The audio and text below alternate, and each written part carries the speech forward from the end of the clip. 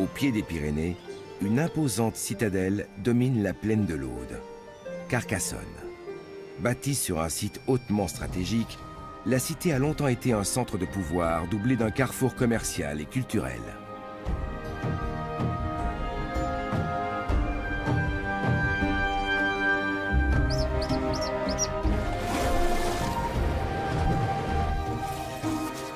Ses maîtres successifs ont goûté la douceur du climat et les bienfaits d'une nature prodigue.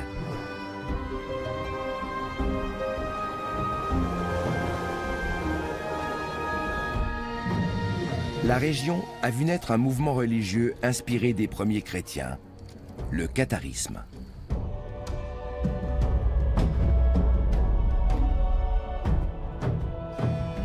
Ici, au cours des siècles, les hommes, mais aussi les animaux, ont lutté pour leur survie. Ils ont écrit l'histoire mouvementée de la cité de Carcassonne.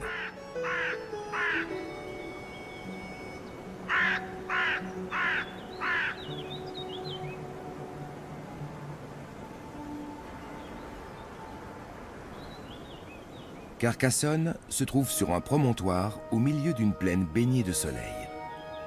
Au loin, le massif des Pyrénées ferme l'horizon. C'est là que l'Aude prend sa source. Le fleuve passe au pied de la cité avant de décrire un coude pour filer vers la Méditerranée. Les hauts murs de la ville se voient de loin. Ils enserrent une cité fortifiée de 11 hectares. Au XIIe siècle, elle abritait 3000 habitants. Aujourd'hui, ses remparts sont un livre de pierre. Il nous raconte la terrible histoire d'une cité qui a marqué l'histoire de France. Ses tours, ses barbacanes, ses portes et ses coursives résonnent encore des guerres, batailles et sièges qu'ils ont essuyés.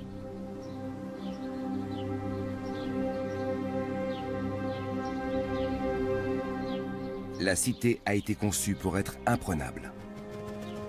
La porte narbonnaise est un chef-d'œuvre d'architecture défensive. Un accès coudé interdit l'usage d'armes de siège. À l'intérieur, on multiplie les obstacles. C'est un labyrinthe de couloirs et d'escaliers dissimulés. Par endroits, les murs de l'enceinte intérieure atteignent 15 mètres de haut.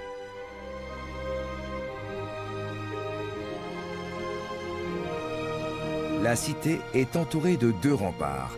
C'est une citadelle dans la citadelle.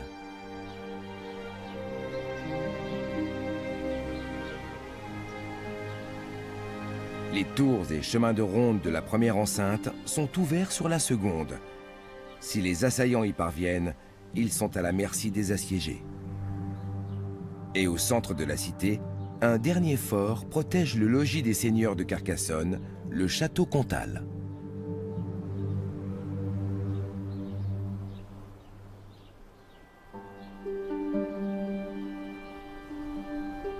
Ces remparts n'ont pas seulement servi à protéger de riches maîtres.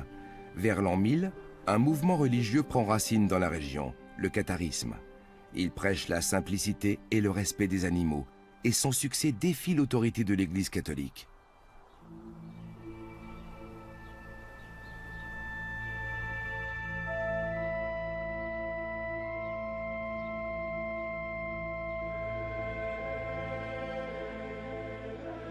Longtemps, on a vécu ici selon la loi du plus fort. Il fallait avoir de solides arguments ou céder la place. Une loi valable pour les hommes, mais aussi pour les animaux. Autrefois, la région était le royaume du grand-duc. La colline de Carcassonne a été peuplée dès le VIe siècle avant notre ère. Peu à peu, la population a augmenté et les hiboux sont partis.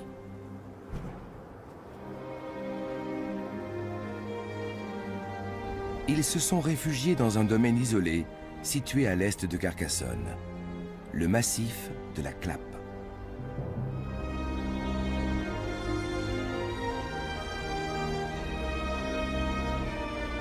Ces falaises de calcaire sont percées de trous et de fissures, un refuge idéal pour la gent ailée. La femelle passe la journée immobile dans un demi-sommeil. Elle digère les proies de la nuit précédente.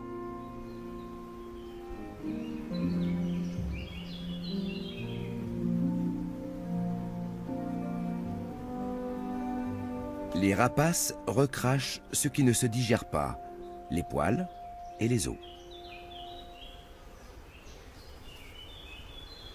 La femelle reste constamment sur le qui-vive. Rien n'échappe à son regard.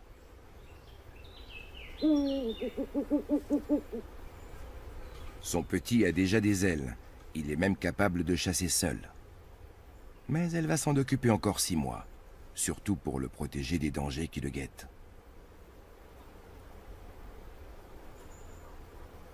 Ce sanglier s'aventure un peu trop près du nid à son goût.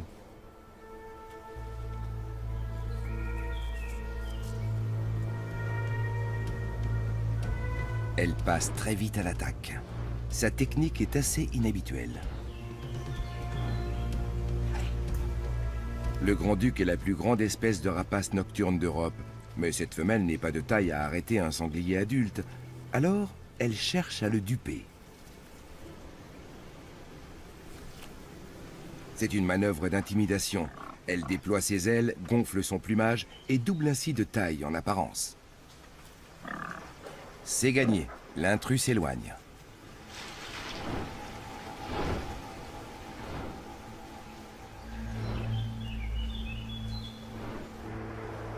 Mais l'heure du grand-duc, c'est le crépuscule.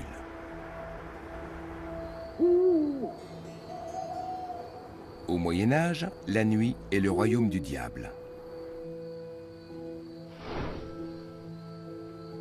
Les animaux nocturnes sont associés à Satan. On craint les chouettes et les hiboux, et on les persécute. Leur posture hiératique et leurs yeux immenses leur donnent un air étrangement humain, et leur faculté à voir dans le noir inquiète.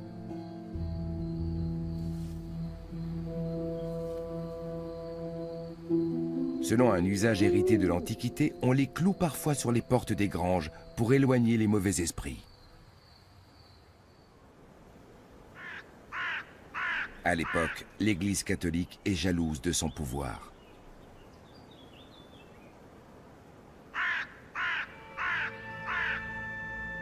Or, dans la région de Carcassonne, un mouvement religieux défie son autorité. Ses adeptes se désignent sous le nom de purs ou de bons hommes. L'Église les appelle les cathares. Ils sont végétariens et affirment que les animaux ont une âme. Une hérésie.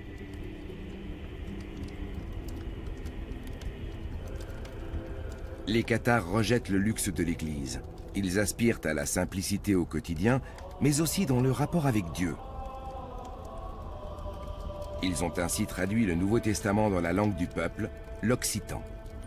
Le catharisme connaît un essor rapide au XIe et XIIe siècle.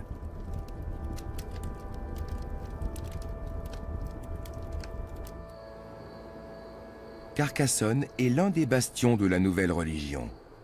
L'Église se sent menacée. Elle décide d'éradiquer le mouvement et d'appeler à la guerre sainte contre les cathares. C'est la première croisade de l'histoire entre chrétiens.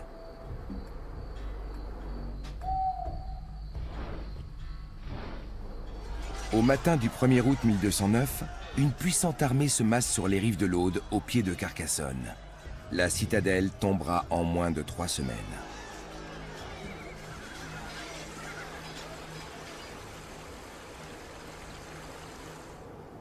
Au nord de Carcassonne, un autre massif montagneux se dessine. Son versant sud, ensoleillé et ouvert, descend doucement vers la Méditerranée, tandis que le versant nord est abrupt et couvert de sombres forêts. De là son nom, la Montagne Noire.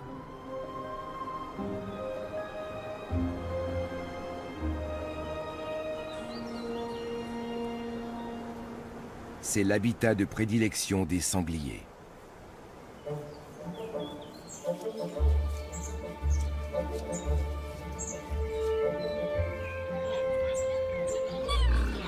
Les sangliers vivent en groupe appelés des compagnies, qui ne comptent que des femelles et leurs petits. Les marcassins parcourent la forêt avec les adultes dès l'âge de 2 mois. Ils fouillent le tapis de feuilles en quête de nourriture.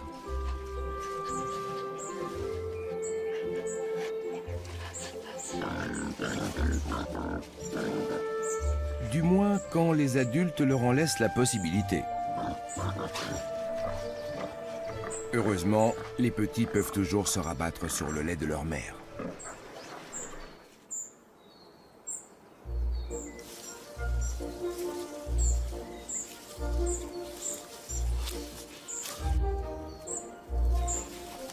Bientôt, ils seront sevrés.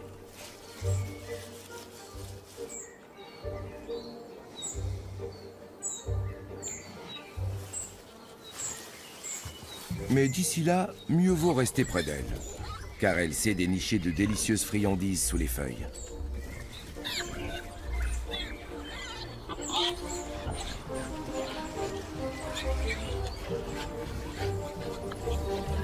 La montagne noire serait un paradis pour sangliers sans la présence d'autres habitants. Les moustiques. Dans ces bois humides, c'est un vrai fléau. Contre leurs piqûres, il n'y a qu'un remède, un bon bain de boue.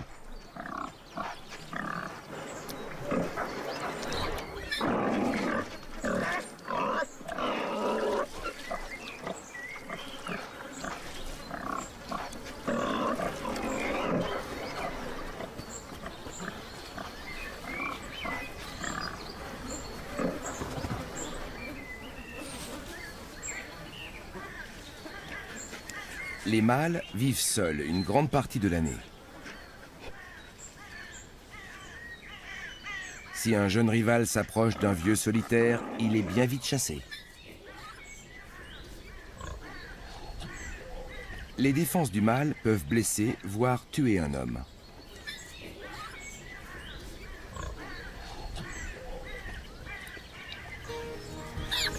Le sanglier figure déjà au menu des premiers habitants du promontoire de Carcassonne, les Volques tectosages, un peuple celte.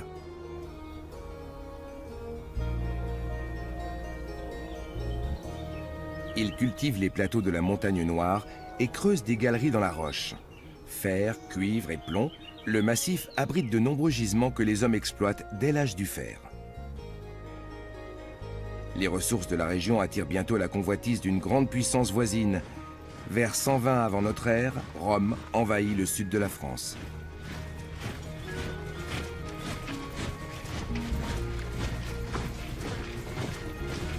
Très vite, Carcassonne et sa région sont annexées.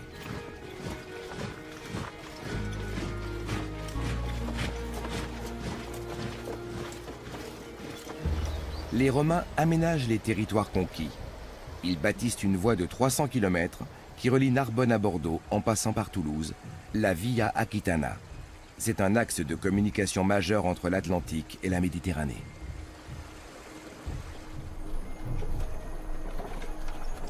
Les marchands qui l'empruntent doivent s'acquitter de droits de douane. Elle permet le transport d'un bien de consommation très apprécié des Romains, le vin.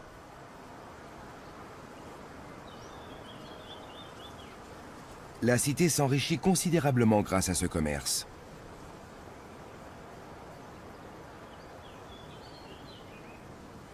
Les vignes abritent parfois de curieux visiteurs. Un Helix aspersa, le gastéropode le plus apprécié des gourmets.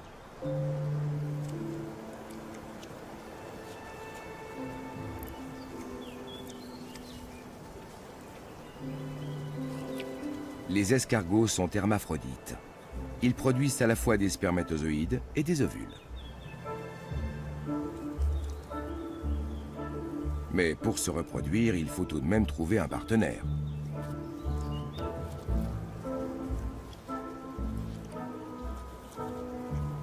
Dans la vie d'un escargot, tout se passe lentement. La parade nuptiale peut durer 12 heures.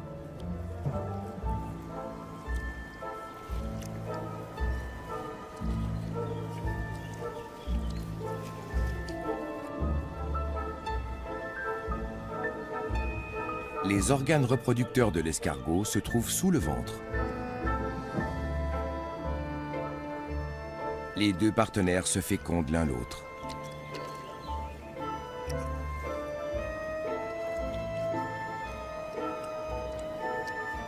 Chaque escargot creuse alors un trou dans la terre où il dépose ses œufs.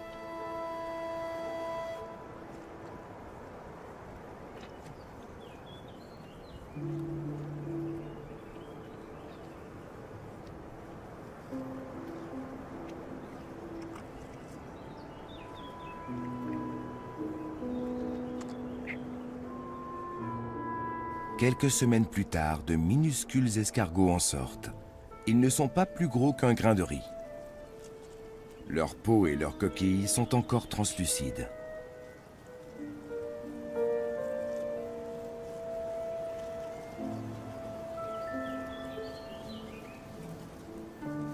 Ils commencent tout de suite à explorer les environs et à coloniser les vignobles alentours.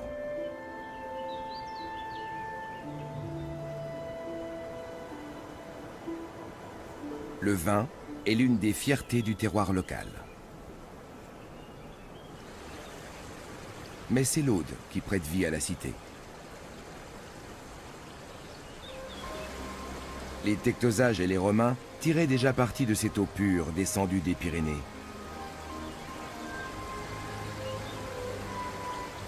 Le fleuve a longtemps été un axe commercial. Au Moyen-Âge, la laine et les peaux venues de la montagne noire embarquent ici pour de lointains rivages. La nuit, les contrebandiers prennent la place des marchands. Tout est bon pour échapper aux taxes et aux droits de douane prélevés par la cité de Carcassonne. Aujourd'hui, les eaux pures du fleuve abritent toujours une riche faune aquatique. Il prend sa source dans le lac d'Aude, à 2100 mètres d'altitude.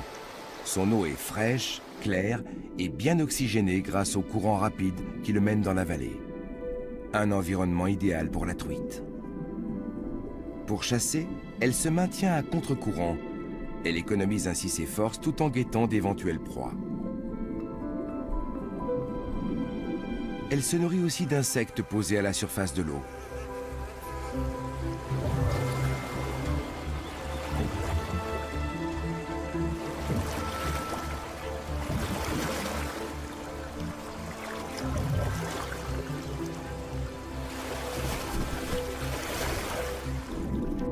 Quand elle ne chasse pas, elle se cache entre de grosses pierres, à l'abri du courant et des prédateurs.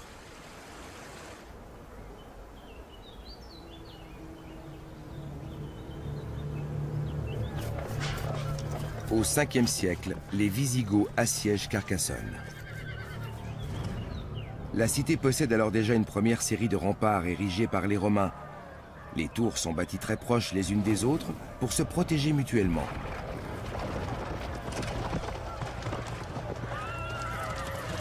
De larges ouvertures permettent de lancer des javelots sur l'ennemi. Mais l'Empire romain n'est déjà plus que l'ombre de lui-même et les Wisigoths sont bientôt maîtres de la ville. Ils la conserveront 3 siècles.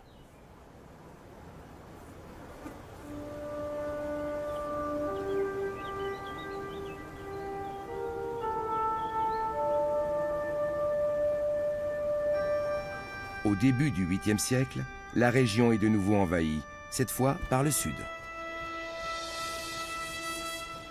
Les Sarrasins ont franchi les Pyrénées et s'élancent à la conquête de la Septimanie.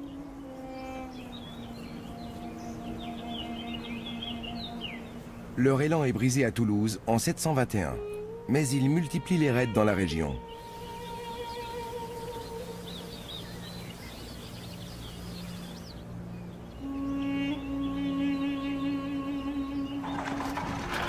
Quatre ans plus tard, en 725, ils parviennent à prendre Carcassonne et s'installent dans la ville.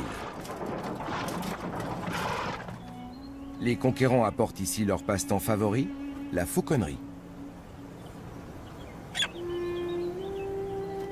Des faucons sauvages vivent déjà dans les tours de la forteresse.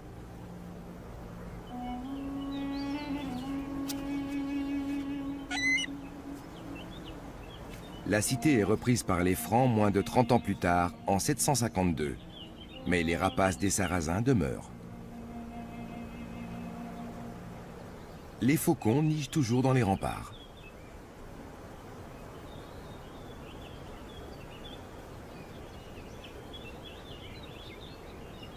Chaque année, un couple de faucons cresserelles niche dans la tour nord de la porte narbonnaise.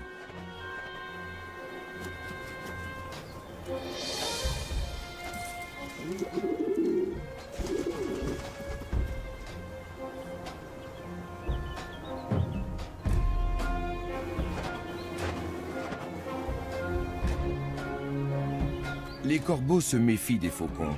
Ils lancent des simulacres d'attaque pour les maintenir à distance de leurs petits.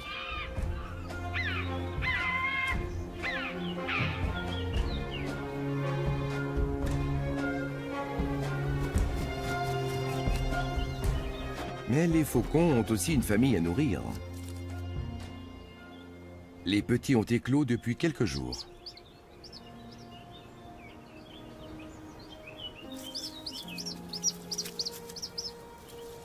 Ils ont encore besoin de la chaleur de leur mère. Leur père est parti chasser.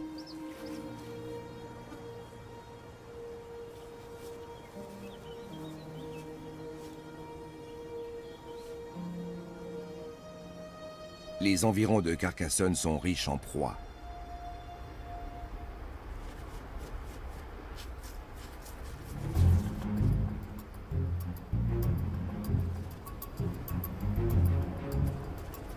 Le faucon cresserelle pratique le vol stationnaire. C'est idéal pour observer les proies et plonger au bon moment.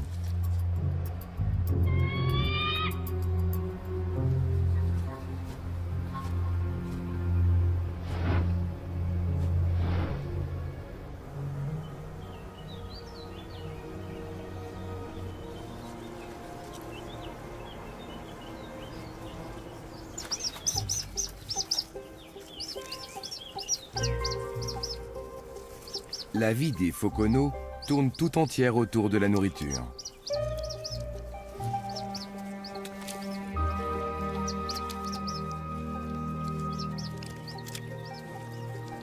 La souris est vite partagée et avalée.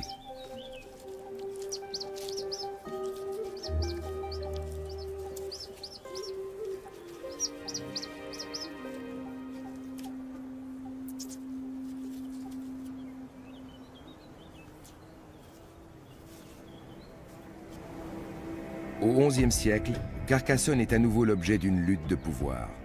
Les Trencavel deviennent maîtres de la ville en 1082. Ce sont d'habiles seigneurs. La maison Trencavel est l'une des plus puissantes du sud de la France. Sous leur règne, la ville croît et prospère.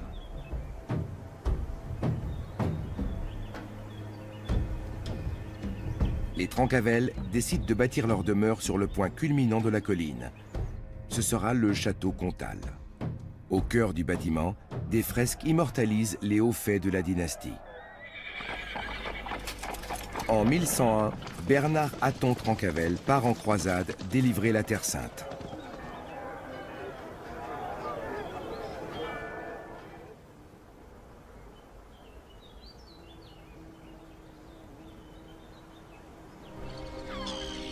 Les Trencavel doivent aussi leur richesse à la mer.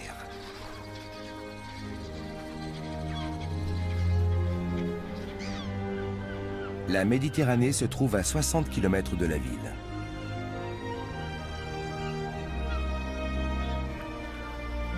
La famille tire un grand bénéfice des salins de la côte.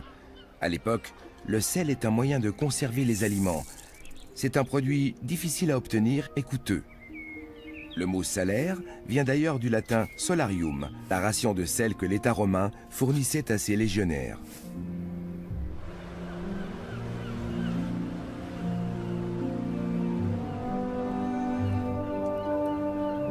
Ces zones humides entre terre et mer sont depuis toujours le paradis des oiseaux aquatiques.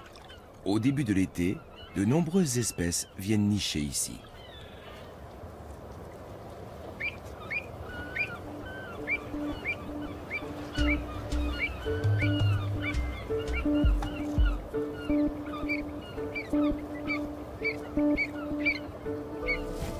Les œufs, ornés d'un motif camouflage, sont pondus à même le sol.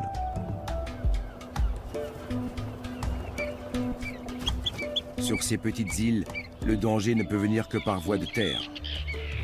Le problème, ce sont les voisins. Les sternes Pierre-Garin et les avossettes élégantes se disputent les meilleurs emplacements pour nicher.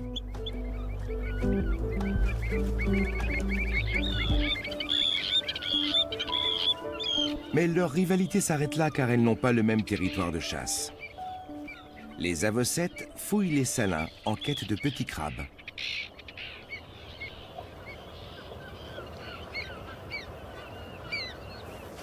Les sternes, elles, pêchent dans les vagues.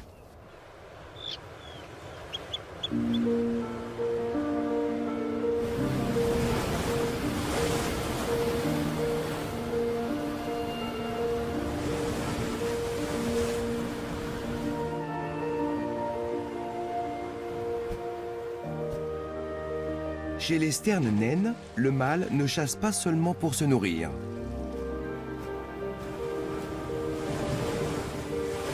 Ce poisson est un cadeau pour sa dulcinée. Il suffit à lui attirer ses bonnes grâces.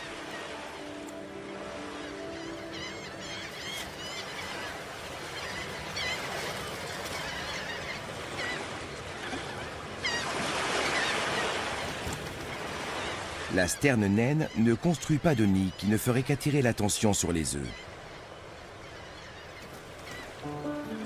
La femelle les dépose simplement entre les galets. Le camouflage parfait.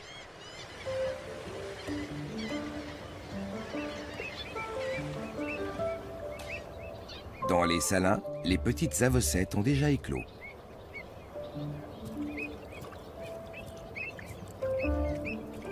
Un petit a décidé de suivre son père, mais il n'a pas encore assez de force.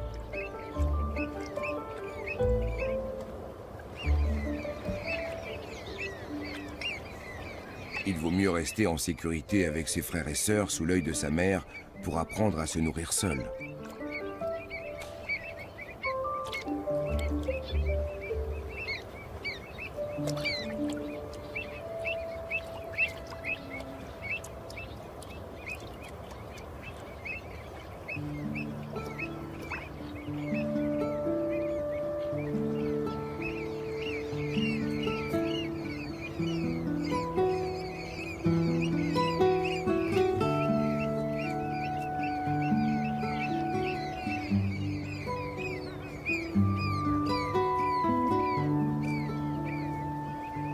Les salins accueillent aussi des flamants roses. Cet environnement leur convient si bien que beaucoup passent l'hiver ici, au lieu de retourner en Afrique.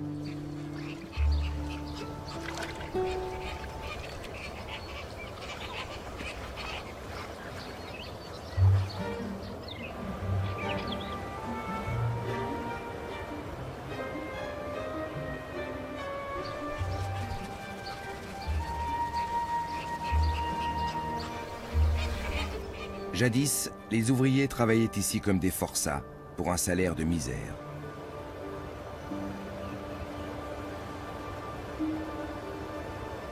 Le sel profitait surtout aux grandes familles comme les Trencavel.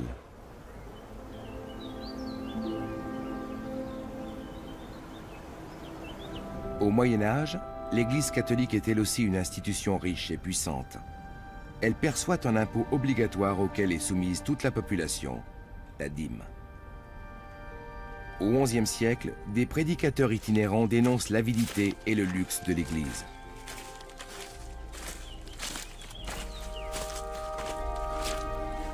Ils vivent dans le dénuement et s'attirent vite la sympathie du petit peuple. Le mouvement cathare est né.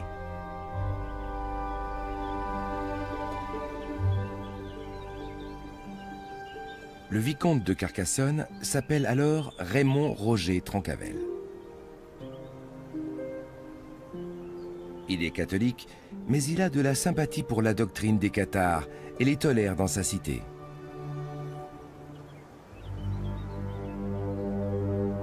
Furieux, le pape Innocent III appelle à la croisade contre ces hérétiques. Le 28 juillet 1209, les croisés sont devant Carcassonne. La population de la région s'est réfugiée dans la place forte assiégée. Mais la puissante citadelle a un talon d'Achille. L'Aude coule hors des murs de la ville et la chaleur de l'été a asséché les puits.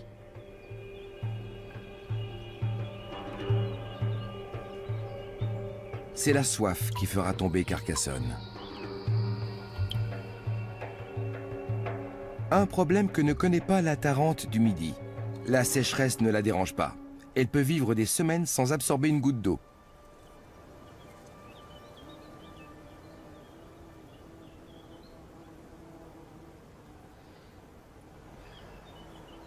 Le matin, elle se réchauffe au soleil. La Tarente est bien armée contre la chaleur. Elle en a même besoin pour vivre.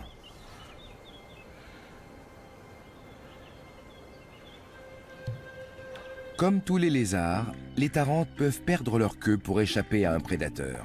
Cela ne leur coûte pas grand-chose car elles repoussent peu de temps après.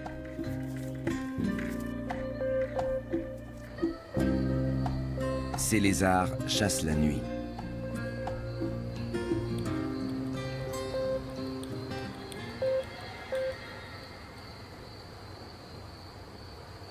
Leurs doigts sont équipés de lamelles adhésives qui leur permettent de se déplacer sur n'importe quelle surface.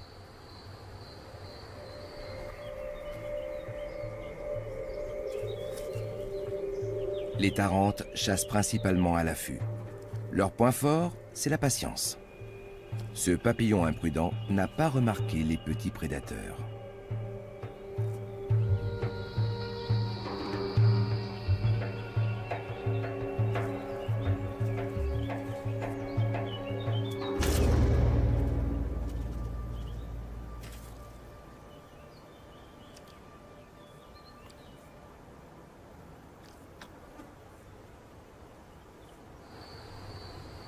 On imagine souvent le Moyen-Âge comme une époque de ténèbres.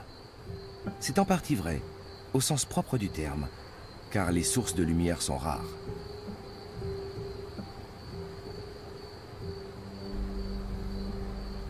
Le menu peuple s'éclaire à la chandelle faite de graisse animale. La bougie en cire d'abeille est alors réservée à l'Église et à la noblesse.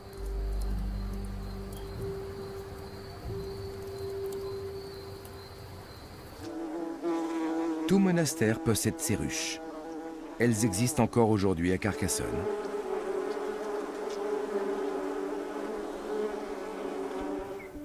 Les abeilles attirent un oiseau un peu particulier, le guêpier d'Europe.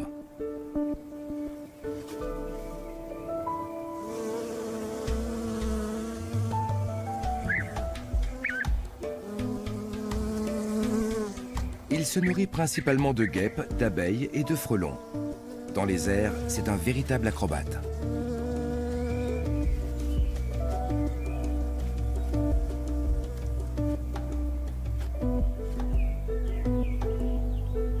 Attraper des abeilles en vol est un premier défi qu'il relève haut la main.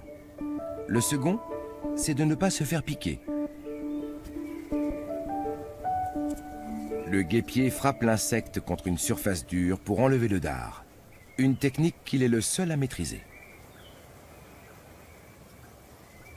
Dans cette niche écologique, il n'a aucun concurrent. Cependant, il ne vient pas toujours à bout de ses proies.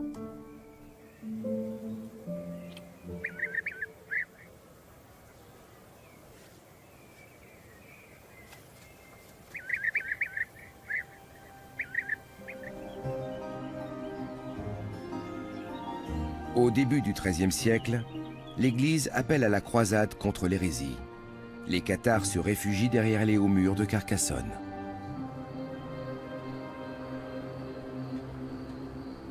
L'origine du terme cathare reste mystérieuse. C'est un surnom ironique qui pourrait venir du latin catus, le chat. Car on disait que les fidèles de ce mouvement embrassaient le postérieur des chats. Le petit félin aux mœurs nocturnes est alors considéré comme un suppôt de Satan, un animal démoniaque. Pourtant, à Carcassonne, comme dans toute l'Europe, ce sont de précieux auxiliaires. Ils empêchent les souris et les rats de proliférer. Ce faisant, ils protègent les réserves de grains et endiguent les maladies et les épidémies.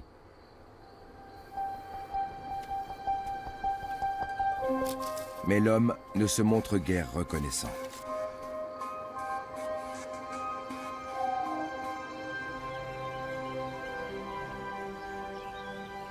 Dans les Pyrénées, on peut encore croiser un discret cousin de notre chat domestique. Le chat forestier apprécie les zones boisées et préservées de ces montagnes.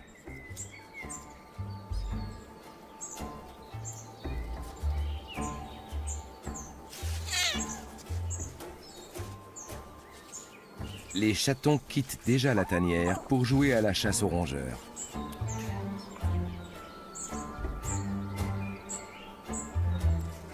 Pour l'instant, c'est encore la mère qui nourrit sa petite famille.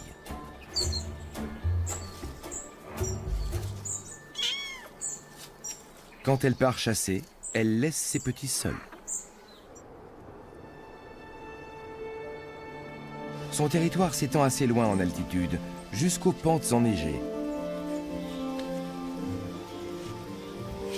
Elle se nourrit principalement de petits rongeurs réfugiés sous le manteau neigeux.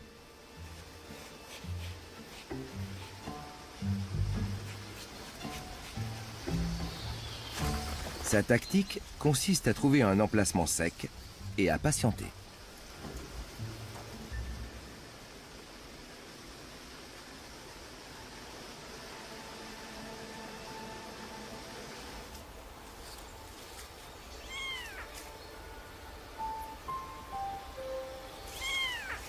Son retour est toujours une fête pour ses petits, mais ils doivent patienter, car avant de les nourrir, elle doit reprendre des forces.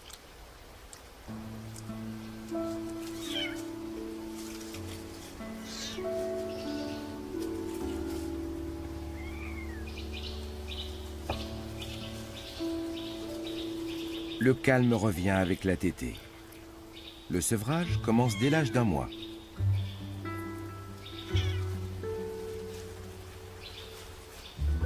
Les petits sont autonomes vers 4 mois. Ils doivent vite apprendre à chasser.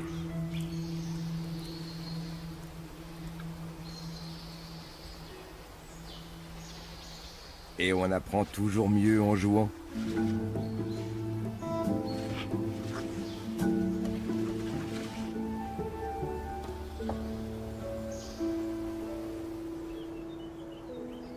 L'objectif de l'Église catholique est d'éradiquer la foi différente des cathares qui menacent l'autorité ecclésiastique. Et ce qui ne peut être vaincu par les armes le sera par la peur de l'Inquisition.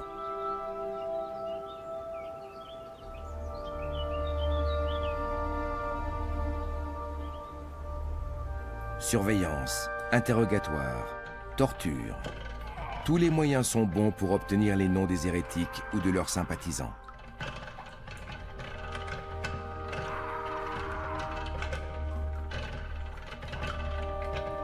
À Carcassonne, la tour de l'Inquisition rappelle cette sombre période. En 1209, Raymond Roger Trencavel se rend aux croisés qui assiègent la cité. Il demande en échange que les habitants soient épargnés. Il mourra dans un cachot peu de temps après.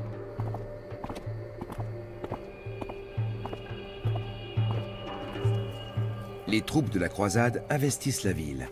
Les cathares se réfugient dans les bois alentours. Ils y croisent le roi de la nuit.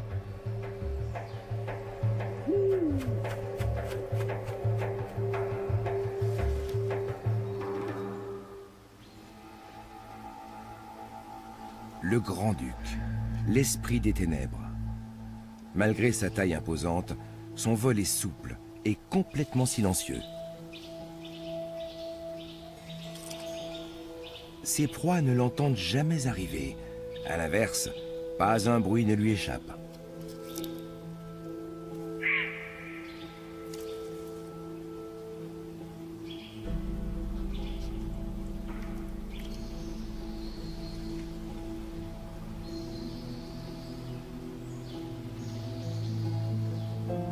Le grand-duc déploie ses ailes. Il fonce vers le sol, toute serre en avant. La souris n'a pas le temps de fuir.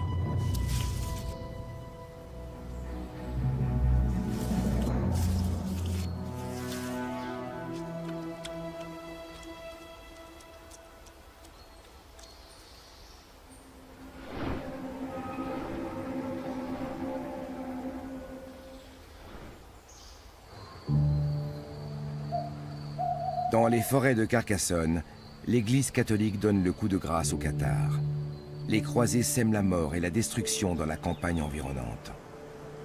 Les récoltes sont compromises, la faim et les maladies s'installent, ainsi que la peur de l'Inquisition.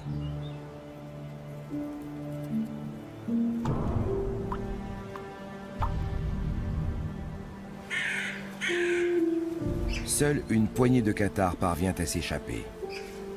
Ils trouvent refuge à 55 km de Carcassonne, au château de Montségur, dans les Pyrénées.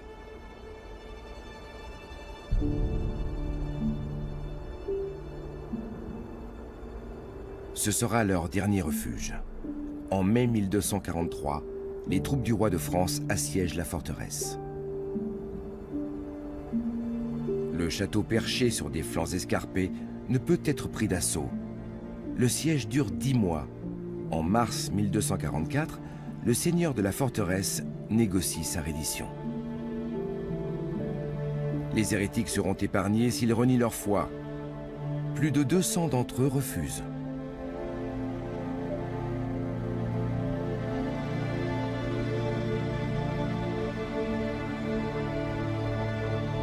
Ils montent volontairement sur le bûcher installé au pied de Montségur.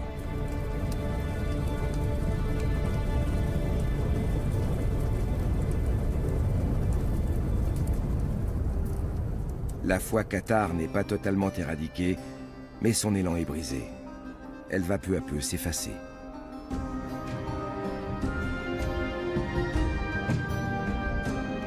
Les cathares méprisaient les richesses et la puissance de l'Église catholique.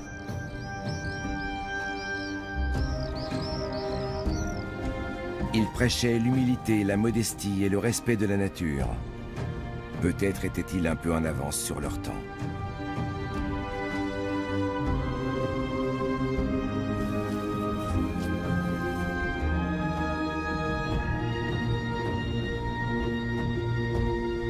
Leur idéal perdure dans la pierre d'une cité à nulle autre pareille.